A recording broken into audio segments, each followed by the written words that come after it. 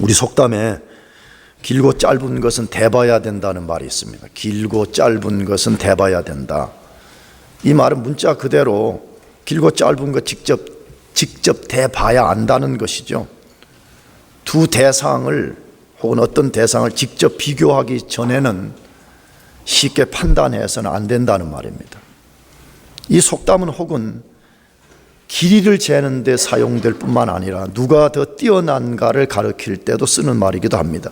누가 진짜 능력이 있느냐, 누가 더 지혜롭느냐, 다양한 곳에 쓰여지는 속담이지요. 혹은 누가 더 성공하고 잘 될 것인지는 끝까지 가봐야 안다는 말로도 사용되는 속담입니다. 현재 눈앞에 보이는 이것이 전부가 아니라는 거죠. 끝까지 마지막 피니시 라인까지 가봐야 안다라는 말로도 쓰여집니다. 이런 의미로 이 속담은 하나님의 선택받은 하나님의 자녀와 선택을 받지 못한 비신자에게도 해당되는 말입니다. 이게 무슨 말이냐 그러면 이 두 부류 중에 누가 더 복되고 누가 더 잘 될 것인가는 끝까지 가봐야 안다는 것입니다. 다시 말씀드려요. 현재 눈앞에 나타난 몇 가지 현상만 가지고 쉽게 판단해서는 안 된다는 것입니다. 우리가 자꾸 이런 것 때문에 신앙생활하면서 실족하는 경우가 많이 있어요. 다시 말하면 낙심하고 좌절한다는 것이죠. 실제 시편 기자도 자기가 이런 현상을 보는 것 때문에 실족할 뻔했다라는 것을 고백한 것이 나와 있어요. 그 실족이 신앙적으로 낙심했다는 말이거든요. 물론 그 시편 기자는 깨닫고 다시 회복했지만 많은 경우의 사람들이 눈앞에 나타난 몇 가지 현상을 보고 실족, 낙심, 좌절하는 경우가 많이 있습니다. 그렇다면 누가 더 잘 될까요? 예수 안 믿는 사람이 잘 될까요? 예수 믿는 사람이 잘 될까요? 그 대답은 자명합니다. 하나님의 선택받은 하나님의 자녀들이 절대로 잘 됩니다. 아멘. 절대로 잘 되게 되어 있습니다. 하나님의 선택받은 하나님의 자녀들이 절대로 잘 된다고 성경이 말씀하고 있습니다. 그것을 가장 잘 보여주는 성경 중에 하나가 오늘 본문의 말씀입니다. 오늘 본문 창세기 36장은 성경을 읽는 독자들이 제일 힘들어하는 족보를 기록해 놓은 것이에요. 성경이 어려운데 그렇지 않아도 족보 부분을 읽게 되면 사람들이 매우 힘들어합니다. 이거 뭐 때문에 이거 써놨냐 하고 매우 힘들어하는 거 우리가 많이 보게 됩니다. 그런데 오늘 창세기 36장은 한마디로 말하면 족보 이야기를 다뤄놓은 것이에요.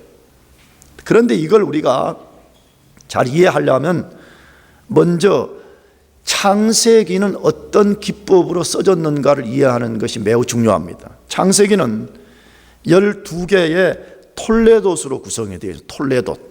내가 여기 띄웠는데 톨레돗이라는 것은 히브리 말을 그대로 소리낸 것이 톨레돗. 근데 톨레돗을 우리 한글 성경으로는 36장부터 나와 있지만 대략으로도 번역해서 대략이 뭔가 사적, 후에, 약전, 계대 이렇게 번역을 했어요. 이게 창세기에 번역된 것이에요. 근데 저는 여기에 하나 더 보태서 족보라고 번역해도 된다고 생각합니다. 톨레돗이라는 말은 다시 대략, 사적, 후에, 약전, 계대, 족보로 번역해도 되는 것입니다.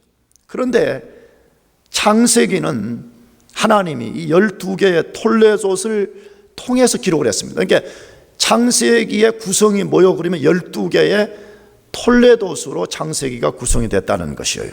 그래서 하나님은 그 12개의 톨레돗을 통해서 자신을 우리에게 계시하시고 혹은 우리에게 영적 교훈을 전달하시는 것입니다. 그런데 그 12개의 톨레돗 중에 2개가 오늘 36장에 소개되고 있습니다. 그러므로 36장이 어떤 의미로는 굉장히 중요하다는 거예요. 우리가 이 성경을 읽을 때 매우 힘들지만 이 성경이 굉장히 중요한 메시지를 전달하려는 의도를 갖고 있다는 것이에요. 그 창세기 36장에 두 개의 톨레도시 무엇으로 되어 있어요? 1절에 보면 에서 곧 에돔에 뭐라 그랬죠? 대략이 이러하니라. 요 대략이란 말이 톨레도시라는 말이에요. 그래서 9절에 세일산에 거한 에돔 족속의 조상 에서의 그다음 뭐라 그랬죠? 대략이 이러하니라. 요 대략이 전부 다 톨레도시라는 말로 되어 있어요. 그러면 이 36장에 방금 소개한 이 두 구절은 무엇에 대한 톨레도시입니까? 에서에 대한 것입니다. 에서의 후손이 어떻게 뻗어나갔는가, 에서와 그의 후손들이 어떻게 뻗어나갔는가를 보여주고 있습니다. 질문이 생깁니다. 왜 창세기 35장까지 야곱의 행적을 다루다가 갑자기 36장에서 에서의 톨레도스를 다루는 것인가 하는 것이에요. 왜 이 질문이 중요하냐 그러면 다시 창세기 17장으로 돌아가게 되면 다시 야곱 이야기를 다시 거기에 전개하고 있기 때문에 그래요.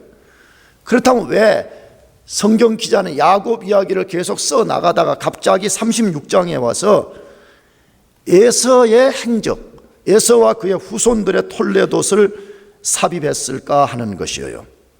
이것이 앞에서도 잠깐 언급했지만 창세기의 독특한 구성 기법입니다.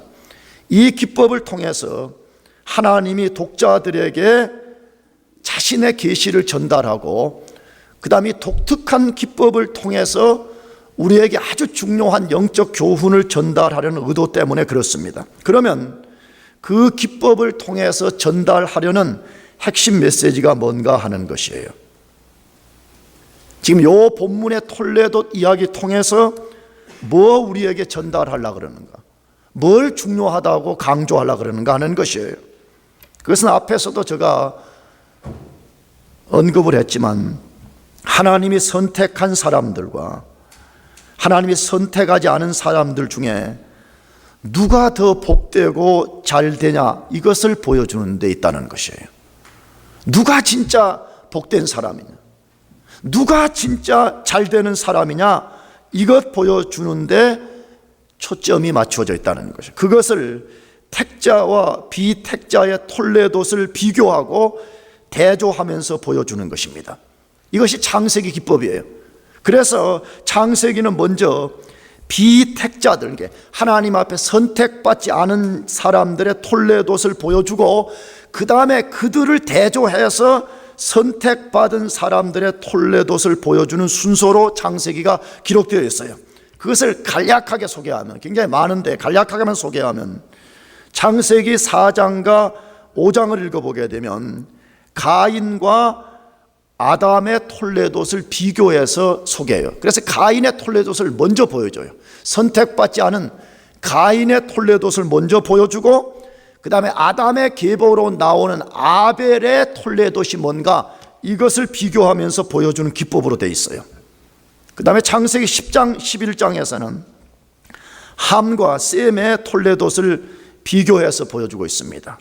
노아의 세 아들 중에서 선택받지 않은 함과 선택받은 셈의 톨레도, 그 후예들이 어떻게 펼쳐지고 있는가를 비교해서 보여주고 있습니다.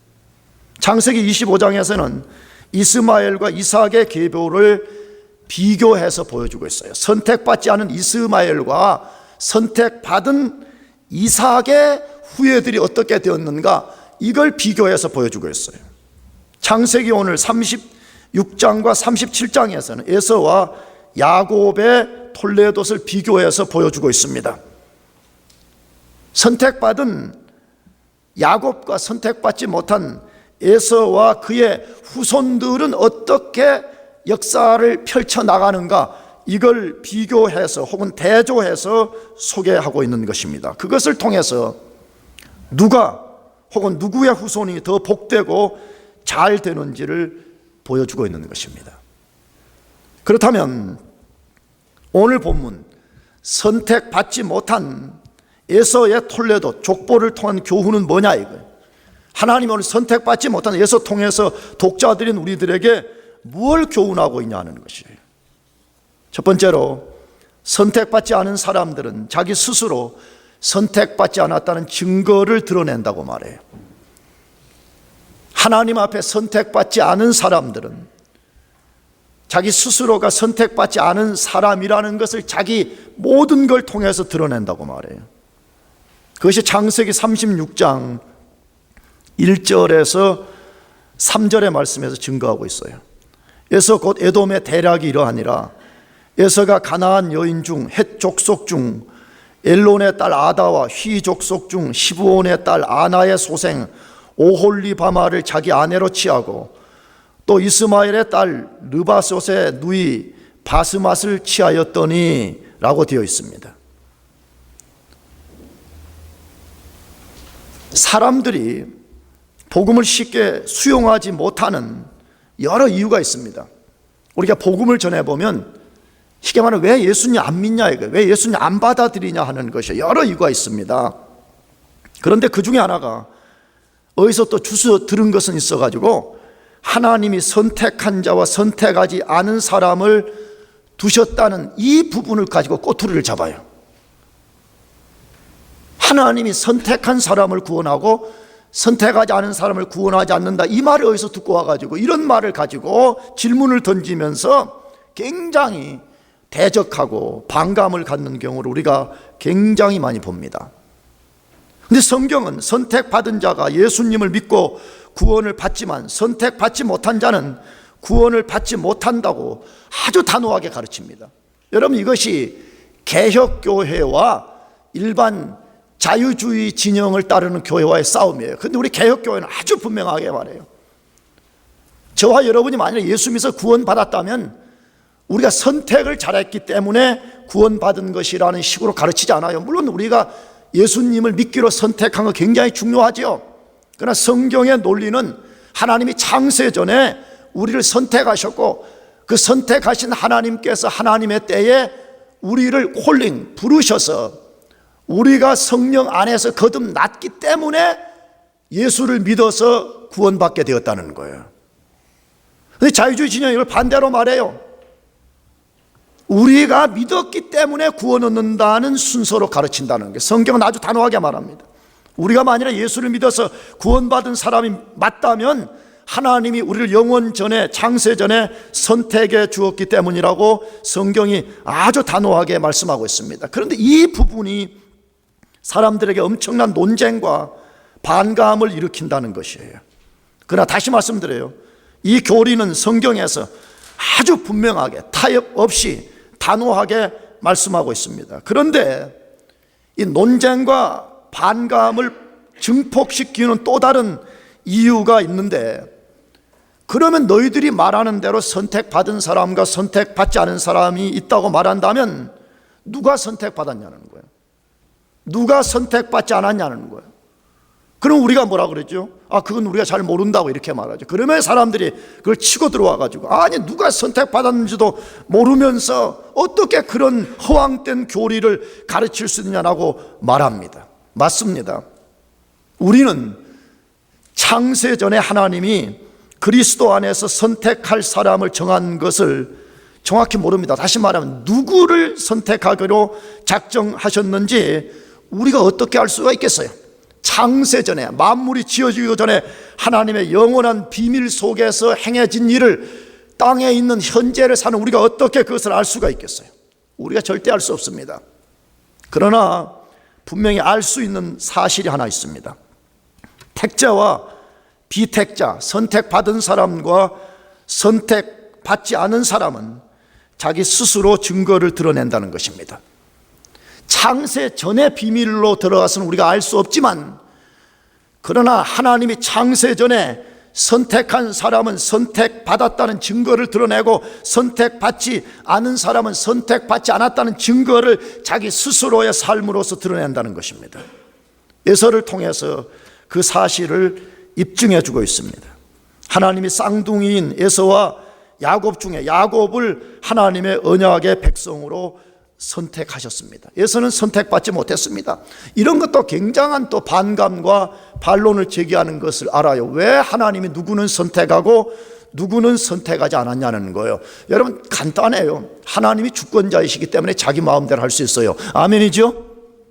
물론 거기에 대한 더 깊은 철학적 이유를 알고 싶다면 우리는 더 공부를 할 필요가 있어요. 그러나 하나님이 주권자이시기 때문에 하나님 마음대로 할 수가 있어요. 내가 하도 답답해서 그런 얘기 많이 들어요. 만약에 이 건물을 내가 지었다면 말이에요, 이게 내 거예요. 내 돈 들여서 내가 힘들어서 이 건물을 지었다고 가정할 때, 여러분 중에 누가 와가지고 이 건물에 좀 들어가도 되겠습니까? 물어볼 때 여러분 내 마음대로 할 수 있어요.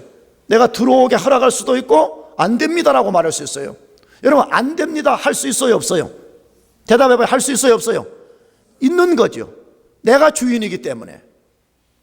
사람들은 프라이빗 관련된 주택 같은 데 안 들어가려고 그래요. 왜? 주인 허락 없이 못 들어간다는 거 알겠는데 한 번도 그것 때문에 사람들이 불합리하다, 그 프라이빗 주인이 나쁘다 이렇게 말하잖아. 근데 이상하게 하나님이 만물의 창조주이시고 하나님이 모든 주권을 가지시고 하나님 뜻대로 한다 그러면 사람들이 못 견뎌하는 거예요. 왜 그런 줄 알아요? 그것은 인간 속에 하나님을 저항하는 강력한 죄성 때문에 그런 것입니다. 하나님이 주권자이시기 때문에 하나님이 누구는 선택하고 누구는 선택하지 않을 수 있는 하나님이 주권을 가지시는 것입니다. 그래서 하나님이 야곱은 선택하고 에서는 선택하지 않았습니다. 그러면 에서가 선택받지 못한 자라는 증거를 어떻게 드러냈는가 하는 것이에요. 나는 이것이 굉장히 중요하다고 생각해요. 왜 하나님 관점 혹은 우리 인간의 관점에서 보면 별로 중요하게 여기지 않는 사람 이야기를 왜 성경에 길게 썼냐 하는 것이에요. 저는 이것 때문이라 생각해요. 선택받지 않은 에서의 긴 생애를 통해서 그가 선택받지 않은 사람이라는 것을 어떻게 자기 스스로 드러내는지를 성경을 읽는 독자들인 우리들이 잘 읽고 이해하라는 것이에요. 그러면 에서의 긴 생애에서 그가 선택받지 못한 자라는 걸 어떻게 드러냈어요? 그는 하나님을 거부하는 선택을 한 것입니다. 그의 긴 생애 속에서 여러 가지 선택의 상황에 직면을 했는데 그때마다 에서는 하나님을 거부하는 선택을 했습니다. 그 선택의 내용이 뭐예요? 첫 번째는 장자권을 한 그릇 팥죽에 팔아버린 것입니다. 이미 우리가 창세기 다룰 때 소개했습니다. 장자권이라는 것은 모든 것의 2배였어요. 이 물리적인 것뿐만 아니라 영적인 것도 2배를 받을 수 있었고, 가장 큰 축복은 그가 그 가정, 가문의 영적 계대를 이어가는 제사장적 특권을 받는 축복을 소유한 것이었습니다. 그래서 하나님은 이 장자에 대한 것이 너무 중요했기 때문에 레위기서와 신명기서 보게 되면 장자권을 함부로 다른 사람에게 양도하지 말라고 못 박아서 말씀하는 거예요. 그만큼 장자권이 매우 중요한 것이었습니다. 그런데 에서는 육신의 배고픔을 해결하기 위해서 팥죽 한 그릇에 팔아버린 거예요. 그걸 히브리서는 망령된 행동이라고 말해요. 그것을 다시 말하면 고귀한 것을 고귀한 것으로 알아보지 못하는 그의 인생을 망령되다고 말하는 것이, 얼마나 하나님이 고귀한 축복을 부어줬는데 그것을 팥죽 한 그릇에 팔아버렸다는 거예요. 여러분, 지금도 그런 인생들이 얼마나 많은지 모릅니다. 주님이 거룩한 것을 개와 돼지에게 던지지 말라고 말씀하신 것과 같이 하나님을 믿고 섬기며 사는 것이 인생의 가장 고귀하고 가장 위대한 일이라는 것을 알지 못한 채에 그것을 무슨 쓰레기처럼 여기는 사람들이 얼마나 많은지 말이에요. 지금도 얼마나 많은 사람들이 장자권을 한 그릇 팥죽에 팔아버린 에서처럼 행동하는지 모릅니다. 여러분, 그런 사람 자명한 것이에요. 그런 사람들 속에 무슨 하나님의 은혜가 깃들겠어요? 두 번째, 에서 뭐 선택했어요? 오늘 본문에 보니까 가나안 여자를 선택했다고 되어 있습니다. 에서는 상당히 많은 부인을 두었습니다. 그런데 전부가 가나안 여자였습니다. 오늘 36장 1절에 보면 에서 곧 에돔의 대략 이러하니라. 에서가 무슨 여인? 가나안 여인 중 헷 족속 중 엘론의 딸, 그 전부 다 가나안 여자를 선택했다 이렇게 되어 있습니다. 무슨 이야기 하고 싶은 거예요? 하나님이 모세오경 통해 가지고 출기차게 말씀하시는 게 뭐지요? 가난한 여자 선택하지 말라는 거예요. 내가 자주 말씀드려요. 하나님이 가난한 여자 선택하지 말라고 하는 것 외모 때문 아니에요. 나는 이게 정확한 해석인지는 모르겠는데 내가 생각하는 가난한 여자들이 훨씬 다른 여자들보다 이뻤을 것 같아. 왜? 그 당시 가나안 문화가 굉장히 발달한 문화였기 때문에 여자들이 뭐 엄청난 꾸미고 뭐 그렇게 해가지고 예쁜 걸로 하면 가나안 여자가 최고예요. 근데 하나님 절대 안 된다는 거예요. 왜? 종교적 이유 때문에. 가나안 여자는 철저하게 삶 자체가 바알과 아세라 종교를 섬기면서 삶 자체가 완전히 그냥 타락해버린 거예요, 성적으로. 그러므로 이런 여자들을 하나님의 백성 배우자로 선택하면 안 된다고 하나님이 계속 반복해서 말씀하신 거거든요. 그런데 에서는 뭐 했다 그래요? 오늘 본문뿐만 아니라 에서는 이미 우리가 읽었던 창세기 읽어보게 되면 부모에게 물어보지도 않고 가서 가나안 여인을 취해가지고 삶으로써 어머니 아버지를 고통스럽게 만들었다는 우리가 이미 읽었잖아요. 가나안 여인 신경 필요 없다는, 무슨 경건한 여자, 하나님 잘 섬기는 거 그런 게 무슨 상관이냐. 내 눈에 보기에 좋고 내가 편리하면 좋다라고 여기고 겁없이 가나안 여자를 선택했다라고 소개하고 있어요. 나가서 약속의 땅인 가나안을 떠나기로 선택한 것입니다. 뭐 말해요? 야곱과 완전히 반대된 행동했다는 거지요. 여러분, 야곱도 굉장히 허물이 많다는 것 우리가 이미 만났습니다. 그냥 인간적으로 보면 내가 볼 때는 야곱이 이 시점까지 에서보다 더 나빴던 것 같아. 야곱도 굉장히 많은 허물이 있었어요. 그러나 야곱 속에는 에서가 갖지 못한 것이 있었는데 그것은 항상 영적인 것을 추구함이 그 속에 있었어요. 장자권을 손에 넣으려고 한 것들, 그리고 수많은 실패가 있었지만 그는 끝내는 연어가 원래 자기가 태어났던 냇가로 돌아가는 것처럼 하나님께로 돌아가고 하나님이 역사하는 약속의 땅으로 돌아가기 위해서 그는 목숨을 걸고 약속의 땅인 가나안으로 돌아왔습니다. 근데 에서는 뭐였죠? 에서는 가나안에서 얻은 3명의 부인과 5명의 아들을 데리고 오늘 본문 읽어본 가나안을 뭐 했다 그래요? 떠나버렸다고 돼 있어요. 여러분, 이게 야곱과 에서를 대조하는 아주 중요한 것인데, 야곱은 하나님의 선택받은 자녀였음에도 불구하고 약속의 땅에서는 아들을 1명밖에 못 낳았어요. 베냐민이라고 하는 아들 하나밖에 못 나왔어요. 못 나왔어요. 다 이방 땅에서 자녀를 낳았어요. 근데 반대로 에서는 어떻게 했어요? 5명의 아들을 약속의 땅에서 얻었음에도 불구하고 그는 약속의 땅을 아무 생각 없이, 가치 없이 던져버린 것이에요. 그리고 자기는 오늘 다른 곳으로 떠나버렸다라고 소개했어요. 그것을 창세기 36장 3절에 소개해요. 에서가 자기 아내들과 자기 자녀들과 자기 집의 모든 사람과 자기의 가축과 자기 모든 짐승과 자기가 가나안 땅에서 얻은 모든 재물을 이끌고 그 동생 야곱을 떠나 타처로 갔으니, 이렇게 돼 있어요. 야곱과 약속의 땅을 떠나 타처로 갔다. 타처가 어디죠? 8절에 보니까 세일산이라고 되어 있습니다. 세일산. 이거 앞으로 이제 소개하겠지만, 그래서 뭐 했다는 거죠? 야곱과 완전 다른 생각, 완전 다른 가치관, 완전 다른 목표를 가지고 그는 하나님이 임재하는 땅, 하나님의 약속이 거하는 그 땅을 버려버리고 그는 세일산으로 갔다라고 소개하고 있습니다. 에서의 선택 통해서 뭘 보여주는 것이죠? 에서는 하나님이 소중히 여기는 것에 전혀 관심이 없었습니다. 하나님이 중요하게 여기는 것 전혀 중요하게 여기지 않았습니다. 우리는 누가 선택받았는가, 누가 선택받지 않았는지 우리는 알 수가 없습니다. 그러나 우리 현재의 삶을 통해 가지고 드러내게 된다는 것이에요. 선택받은 사람들이 실수할 수 있고 넘어질 수 있습니다. 그러나 그 중심 속에 오뚜기 중심을 잡아주는 것과 같이 그런 사람 속에는 하나님을 향한 열망이 있는 것입니다. 왜? 그 속에 부활하신 부활의 영인 성령이 와 계시기 때문에 그런 사람들은 끊임없이 비록 실패하고 넘어질지라도 다시 하나님을 구하고 하나님이 중요하게 여기는 것을 중요하게 여기는 그런 반응을 하며 드러낸다는 것이. 그럼 왜 에서는 그랬냐 이거요.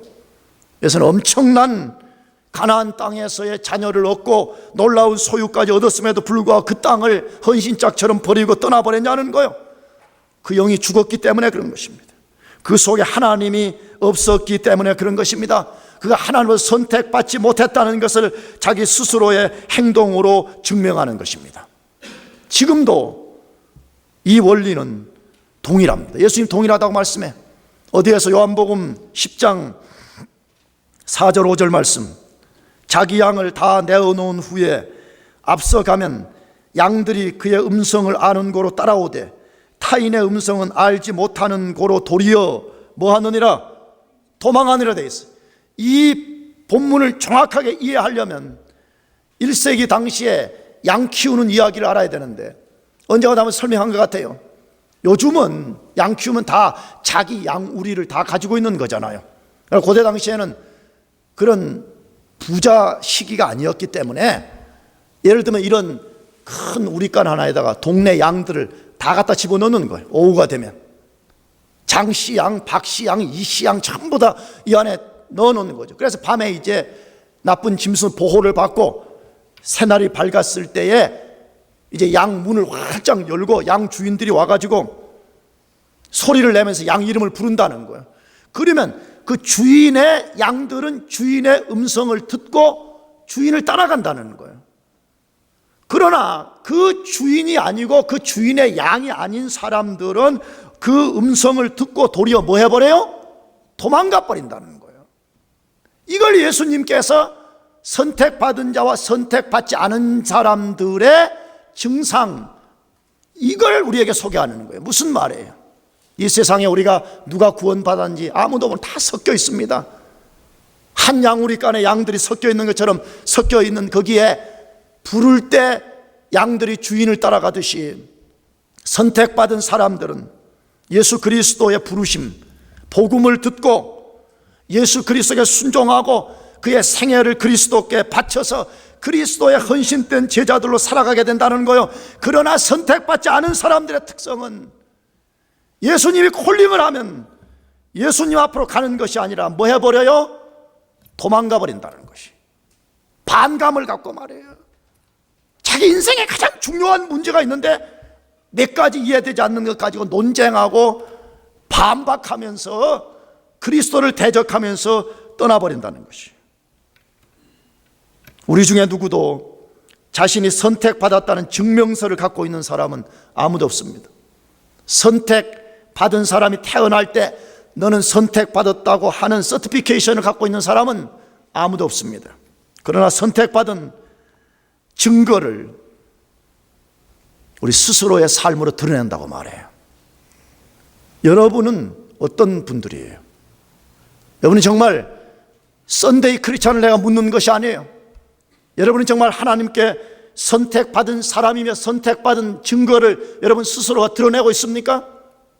아니면 교회는 나오지만 에서처럼 행동하는 사람 없어요? 하나님이 중요하게 여기는 것에 대해 전혀 중요함이 없고 하나님이 깊은 관심을 갖는 것에 대해서 전혀 관심 없이 살아간다면 어쩌면 그런 사람은 선택받지 못한 사람일 수 있습니다.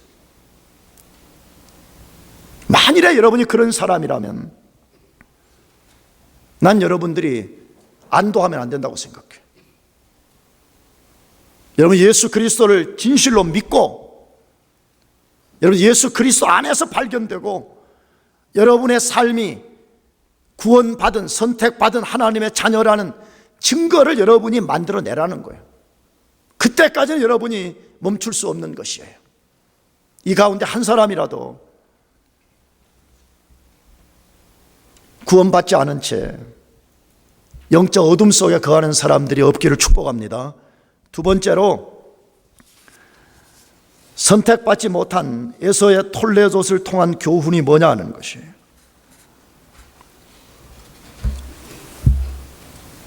선택받지 않은 사람들에게도 하나님은 복을 주신다는 것이. 이게 놀랍지 않아요? 선택받지 못한 사람들에게도 하나님은 복을 주신다는 것이.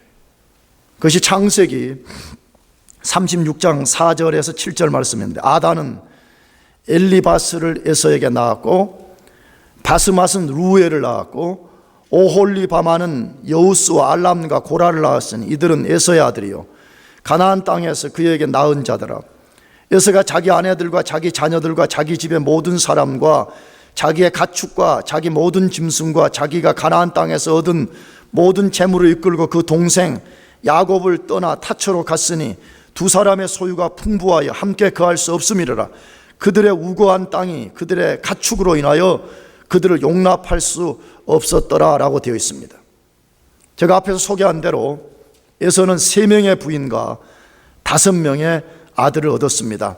그런데 3명의 부인에 대한 이름이 창세기 26장 34절에 언급된 2명의 부인하고 창세기 28장 9절에 1명의 부인의 이름과 다르게 나옵니다. 이게 이제 창세기를 읽어갈 때 또 굉장한 논쟁이 되는 것인데, 물론 뭐 대부분 성도들은 그런 거 별로 관심 없죠. 그렇잖아요. 그냥 거기까지만 얘기합시다. 근데 성경 읽어보게 되면 방금 읽은 데 언급된 3명의 부인 이름하고 창세기 26장과 28장에 나오는 부인들의 이름이 다르게 나옵니다. 왜 그럴까 하는 것이에요. 성경을 연구하는 사람들은 또 그거 깊이 연구해야 되잖아요. 근데 사실은 딱 이거라고 말할 수 없어요. 왜냐하면 여러 설이 있는데 총 6명이었을 것이다. 이 학설이 하나 있어요. 두 번째로는 동일 인물인데 앞에와 뒤에서 다르게 불렀을 것이라는 설이 하나 있어요. 이게 가장 많이 지지받는 거예요. 왜? 고대 당시에는 2개의 이름들을 많이 가졌다 그래요. 그다음에 세 번째는 6명 중 창세기 36장의 부인을 앞에 3 부인보다 더 사랑한 그 사랑한 사람들의 이름만 기록했을 거라는 설이 있습니다. 근데 저는 잘 모르겠어요. 왜 다른지 정확한 이유는 저는 잘 모르겠습니다. 그러나 분명하게 알 수 있는 사실이 하나 있는데, 그 부인들을 통해서 5명의 아들이 태어났고 9절 이하를 보면 5명의 아들을 통해서 엄청난 후손들이 나왔다는 거예요. 그 엄청난 후손이 숫자적으로도 많지만 13명의 족장이 나왔고 8명의 왕들이 나왔다, 이렇게 기록되어 있어요. 다음 주에 우리가 읽겠지만, 또 좀 전에 읽은 7절 본문을 보면 엄청난 부를 소유해가지고 너무 부가 커가지고 그 땅에 함께 거할 수 없었더라라고 되어 있습니다. 나가서 우리가 이미 읽었지만 바다나람에서 야곱이 돌아왔을 때 야곱을 만나러 갈 때 400명의 군사를 거느렸다. 400명의 군사를 거느릴 만큼 강한 힘을 가진 자였음을 소개하고 있습니다. 그러면 질문 생겨요. 어떻게 에서가 이렇게 엄청난 자녀와 부와 세력을 가질 수 있었는가 하는 것이. 다음 주에 우리가 읽겠지만 야곱은 이때 아직도 고전을 면치 못하고 있었어요. 야곱은 아직도 고전을 면치 못하는 가운데 있었는데 거기에 비해서 에서는 엄청난 부와 세력을 가졌다고 소개하고 있습니다. 무엇 때문에? 무엇이 그 이유가 된 것이에요? 하나님의 약속 때문이었습니다. 에서가 비록 하나님의 선택을 받지 못했지만 하나님이 복을 주시겠다고 약속을 했어요. 그것이 여러 군데 있는데 가장 대표적인 구절이 창세기 25장 23절 말씀이에요. 여호와께서 그에게 이르시되 두 국민이 내 태중에 있구나. 두 민족이 내 복중에서부터 나누이리라. 이 족속이 저 족속보다 강하겠고 큰 자는 어린 자를 섬기리라 하셨더라라고 되어 있습니다. 여러분, 이 말씀이 무슨 말씀이죠? 리브가가 임신을 했는데 쌍둥이를 임신한 거잖아요. 그래서 리브가가 아니 이 복중에 왜 두 아이가 이렇게 싸우고 다투고 하죠? 그때 하나님께서 예언을 해 주셨죠. 그 예언의 내용이 무엇이에요? 그 두 아이 다 앞으로 큰 민족, 큰 나라를 만들 것이라고 약속을 해준 것이죠. 선택받은 야곱뿐만 아니라 에서도 큰 민족, 큰 나라를 만들게 해주겠다고 하나님이 약속을 하셨습니다. 그래서 이 약속 때문에 하나님께서 에서에게도, 에서의 후손에게도 엄청난 복을 주셨더라라고 성경이 소개하고 있습니다. 이것을 신학 용어로 일반 은총이라 그렇게 불러요. 하나님 우리에게 주신 은총이 두 가지가 있는데 특별 은총과 일반 은총이 있어요. 일반 은총은 선택받지 않은 사람들도 받는 것이에요. 하나님이 햇빛을 비춰주시고 비를 내려주시고 공기를 마시게 하고 이 땅의 것들을 누리며 살게 하는 이 모든 것, 이것을 일반 은총이라 그렇게 말씀하는 거예요. 그렇다면 왜 하나님이 선택받지 않은 사람들에게도 그런 은총을 베풀어 주시는가 하는 것이에요. 크게 두 가지 이유가 있는데, 첫째는 하나님의 자비로우심 때문에 그렇습니다. 하나님은 선하시고 자비로우신 분입니다. 믿습니까? 하나님은 자비로우신 분이에요. 자기를 대적하고 하나님 당신에 대한 관심도 없는 에서와 같은 사람에게도 하나님께서 자비를 베풀어 주시는 분이라는 것이에요. 지금도 그렇잖아요. 예수를 믿고 그리스도의 제자로 살겠다고 자기를 절제하고 고난 속에서 좁은 길을 걸어가는 그리스도인들의 말로 닿을 수 없는 아픔이 있는가 하면 예수는 전혀 알지 못한 채, 심지어 예수를 대적하고 사는 사람들이 우리보다 더 부자고 우리보다 더 많은 것을 소유하고 우리보다 더 많은 것을 누리는 것을 볼 때 때로 우리가 이해되지 않을 때가 있잖아요. 왜 하나님이 저런 사람들에게 저런 은총을 베푸시는가 할 때 하나님이 주권자이듯이 하나님이 선하신 분이기 때문에 하나님 자신이 그걸 통해서 하나님의 성품을 드러내는 거예요. 하나님이 자비로우신 분이라는 것을. 또 하나는 마지막 날에 심판대에 섰을 때 비택자들의 변명과 불평의 입을 막기 위함인 것입니다. 아마 그럴 것 같아요. 정말로 여러분, 마지막 날 하나님을 거부한 사람들이 하나님의 심판대 앞에서 입을 열어서 무엇을 말할 수가 있겠어요? 하나님의 존재를 그토록 만물을 통해서 보여주시고 하나님이 그 인생 동안에 자비를 베풀어서 모든 것을 누리며 살게 하고 그토록 오랫동안 기다려서 회개하고 주께로 돌아오게 하셨음에도 불구하고 끝까지 하나님을 거부한 사람이라면 마지막 심판날에 가서 어떻게 입을 열어서 하나님 앞에 하나님은 부당합니다, 하나님은 공평치 않습니다 라고 말할 수 있겠습니까? 아무도 입을 열 수가 없을 것이라고 생각합니다. 우리는 비택자들에게 은총을 베푸시는 사건을 통해서 우리가 소망을 가져야 됩니다. 무슨 소망이에요? 하나님이 이 비선택받은 사람들에게도 이러한 복을 주신다면 선택한 하나님의 자녀들인 우리들에게 하나님께서 얼마나 큰 축복을 주시는가 하는 것을 우리가 믿어야 되는 것입니다. 이걸 알 때만이 우리가 정말 당당해질 수 있어요.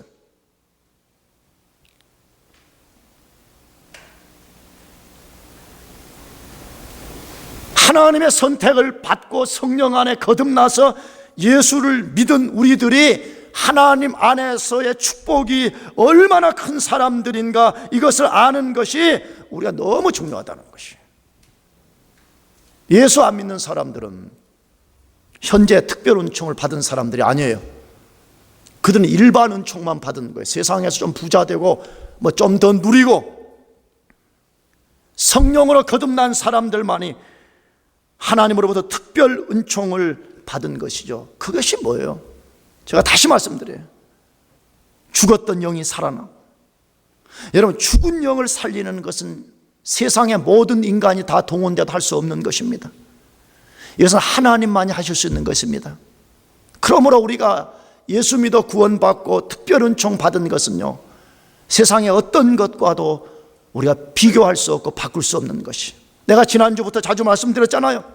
만약 여러분이 진짜 예수 믿어 구원받은 사람이 맞다면 구원받은 이후에 더 이상 하나님 우리에게 다른 축복을 주시지 않는다 할지라도 우리는 영원히 감사해야 돼요. 아멘. 그걸 진짜 믿어요? 그걸 알아야만이, 그걸 아는 사람만이 내가 하나님께 받은 축복이, 내가 하나님께 받은 특별 은총이 얼마나 큰 것인가를 알게 되는 거잖아요. 사실 오늘 부활절 이거 뭐 하는 거예요? 무슨 부활절 무슨 이상한 셀레브레이션 하면서 폼 잡으라고 그런 거 있는 거 아니잖아요. 정확하게는 부활절은 예수님이 사망 권세를 깨뜨리시고 그분이 우리에게 자신을 죽음에서 살려내신 그 부활의 영인 성령을 우리에게 허락해 주셔서 우리가 부활의 영을 소유하고 있는 거예요. 우리도 앞으로 죽어도 다시 산다고 하는 부활의 영이 우리에게 개런티로 와 있어서 우리가 이 땅에서 죽더라도 우리가 다시 사는 역사가 일어난다는 거예요. 여러분, 인생이 가장 두려운 것이 뭐예요? 죽음이잖아요. 죽으면 모든 것을 손에 놓아야 되잖아요. 그래서 사람들이 안 죽으려고 그렇게 바둥거리는 거 아니에요? 그래서 모든 인류가 지금 동원돼서 죽음을 극복해 보자고 난리 법석을 피는 거잖아요. 절대 극복할 수가 없습니다. 죽음을 극복하는 유일한 길은 예수님을 죽음에서 살리신 부활의 영인 성령으로만 가능합니다. 그런데 선택받고 예수 믿은 우리가 그 부활의 영을 지금 소유하고 있는 거예요. 아멘이죠? 아멘이에요? 그래서 요한계시록에는 이미 우리가 첫째 부활에 참여했다고 됐잖아요. 죽은 영이 부활의 영을 통해서 다시 살아난 것을 우리는 첫째 부활에 참여했다 그렇게 말해. 이미 우리가 첫째 부활에 참여해 있는 거예요. 이제 둘째 부활만 남았어요. 뭐지요? 우리 몸이 만약에 예수님 오시기 전에 이 몸이 죽으면 영은 이미 부활이 돼버렸기 때문에 또 부활될 필요가 없는 거죠. 육체만 다시 부활되는 두 번째 부활을 우리가 기다리고 있는 것이죠. 그러므로 비선택자들에게도 하나님이 이런 큰 자비를 베푸신다면 선택받은 우리에 대한 하나님의 큰 계획과 축복이 얼마나 큰가 하는 것을 우리가 다시 기억해야 돼요. 제발 그래서 낙심하지 말고 좌절하지 말고 일어서요. 아멘. 기도하고 하나님의 약속을 붙잡고 다시 일어서요. 왜 날마다 그렇게 영적으로 우울하고 나리시즘에 빠져가지고 그렇게 살아요? 진짜 우리가 선택받고 구원받은 하나님의 자녀라면 세상 사람들이 절대 소유할 수 없는 부활의 영인 하나님의 성령을 우리가 소유하고 있는 놀라운 존재들이잖아요. 여러분들 그것을 믿고 당당하고 평생에 주께 감사하며 살기를 바랍니다. 마지막 세 번째로 에서를 통한 이 비선택자들을 통한 교훈이 뭐냐 하는 것이에요. 선택받지 않은 사람들은 선택받은 사람들과 충돌을 일으킨다는 거예요. 선택받지 않은 사람들은 선택받은 사람들을 핍박하는 사람들이라고 말씀해요. 창세기 36장 8절에 이에 에서 곧 에돔이 세일산에 거하니라 라고 되어 있습니다. 이제 야곱과 가나안 땅을 떠난 에서가 어디로 갔으며 어디에 가서 살았는가를 소개한 것이죠. 창세기 저자인 모세는 성령의 감동에 의해서 하나님 말씀을 기록하면서 에서가 가나안 땅 떠나서 어디 가서 살았는가를 소개할 때 계속해서 에돔이라고 반복하고 있습니다. 에돔이라고. 나가서 그들이 산 곳을 세일산이라고 강조하고 있습니다. 창세기 36장 안에서 에서를 11번에 걸쳐서 에돔이라고 소개하고 있어요. 독립된 에돔 혹은 수식어로 에돔. 그래서 에서를 에서라고 부르지 않고 누구로 부른다고? 에돔이라고 11번에 걸쳐서 부른다는 거예요.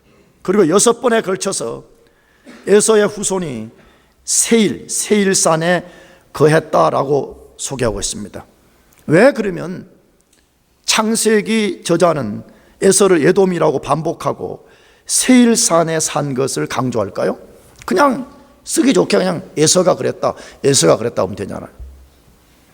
왜 성경 기자는 에서라고 하지 않고 자꾸 에돔이라고 반복하고 있는가 하는 것이에요. 창세기 저자가 놀라운 지금 계획을 갖고 있는 거예요. 무슨 계획을 갖고 있냐? 우리가 알지만 창세기는 사실은 상당히 역사가 일어난 후대에 쓰여진 거예요. 쉽게 말하면 야곱과 에서가 실제 활동했던 훨씬 이후에 모세가 성령의 감동으로 쓴 거잖아요. 그런데 모세 시대와 모세 시대 이후에 이스라엘 백성들을 주도적으로 괴롭힌 민족이 하나 있었어요. 그 괴롭힌 민족이 누구냐 그러면 에돔 족속이에요. 그 에돔 족속이 이스라엘 역사에서 이스라엘을 어떻게 괴롭혔냐 그러면 이스라엘 족속들이 출애굽해서 약속의 땅인 가나안으로 올라가려 할 때 에돔 땅 지역을 통과해서 갔어야 돼요. 그래서 에돔 족속들에게 우리가 너희 땅을 좀 지나가게 해달라고 할 때 에돔 족속들이 아주 단호하게 통과를 거절해서 이스라엘 백성들이 쇼컷으로 못 가고 돌아간 역사가 있어요.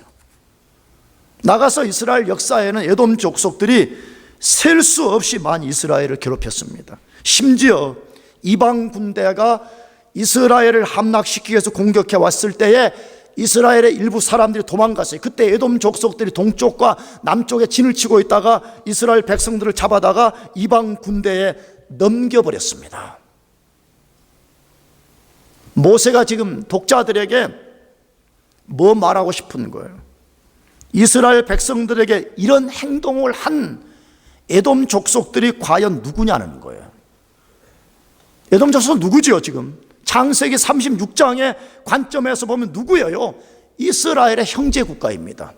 왜? 리브가가 쌍둥이를 임신했고 에서와 야곱 이 둘에서부터 그 후손들이 나왔잖아요. 그렇다면 지금 형제 국가인 형제 나라인 사람들이 지금 뭐 하고 있냐? 자기 형제를 괴롭히고 있다는 거예요.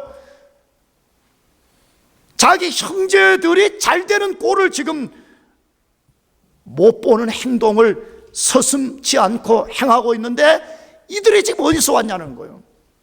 지금 너희 시대에 너희들을 괴롭히고 너희들을 공격하는 에돔 족속이 어디서 왔냐? 야곱이 그걸 말하고 싶어서 모세가 말하고 싶어서 창세기에서 지금 이 에돔 족속이 어디로부터 왔는지에 대해서 반복해서 소개하고 있는 것입니다. 자기 형제를 향해서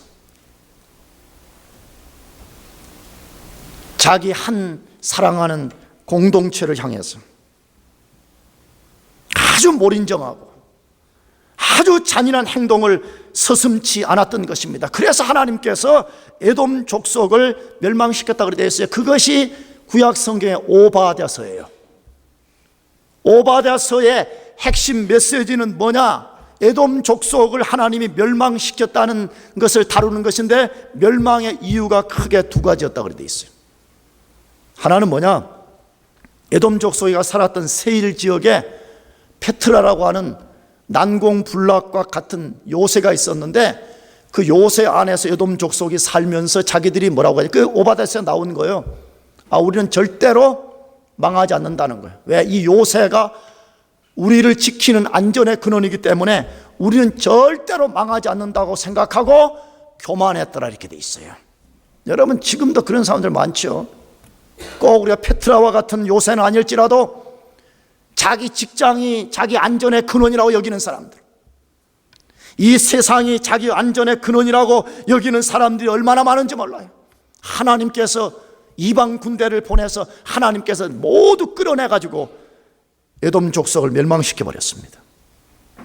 두 번째 이유는 방금 소개한 대로 형제 나라인 이스라엘에 대해 철저한 몰인정과 잔인함으로 대했기 때문이라고 하나님 말씀해요. 형제에 대해서 말이에요. 날카로운 비판, 몰인정, 하나님이 그것을 허용하시지 않는다는 거예요. 그래서 하나님께서 에돔 족속을 쓸어버렸습니다. 여러분, 에돔을 통한 교훈이 무엇이에요? 선택받지 못한 사람들은 항상 선택받은 사람들을 핍박하고 선택받은 사람들과의 끊임없는 충돌을 일으킨다. 이게 성경의 중요한 메시지예요. 성경을 잘 읽어보세요. 선택받지 못한 가인이 아벨을 핍박하고 때려 죽여버렸습니다. 선택받지 못한 이스마엘이 이삭을 핍박했습니다. 선택받지 못한 에돔 족속들이 선택받은 이스라엘 민족을 잔인하게 핍박했습니다. 오늘 우리 안에 남아있는 옛사람이 우리 새사람을 핍박하고 우리 안에서 충돌을 일으키는 것입니다. 나가서 지금도 믿지 않는 사람들이 믿는 성도들을 이런저런 이유로 비방하고 조롱하고 공격을 서슴지 않고 있는 것입니다. 그렇기 때문에 예수 믿고 구원받은 성도들이 기억할 것은 우리가 이 세상에서 무풍지대에 삶의 어려움이 없는 진공 상태에 살 것이라는 꿈을 꾸는 것 자체를 버려야 됩니다. 우리는 치열한 영적 전쟁 속에 살고 있고 끊임없이 우리를 공격하는 안과 박해 핍박자들 속에 살고 있다는 것을 기억해야 돼요. 예수님도 말씀하셨어요. 예수님 이 세상에 무엇 때문에 오셨다고 말씀해요. 마태복음 10장 34절 36절에 보면 내가 세상에 화평을 주러 온 줄로 생각지 말라. 화평이 아니요 검을 주러 왔노라. 내가 온 것은 사람이 그 아비와 딸이 그 어미와 며느리가 시어머니와 불화하게 하람이니라. 사람의 원수가 자기 집안 식구리라. 그렇게 말씀해요. 무슨 말이에요?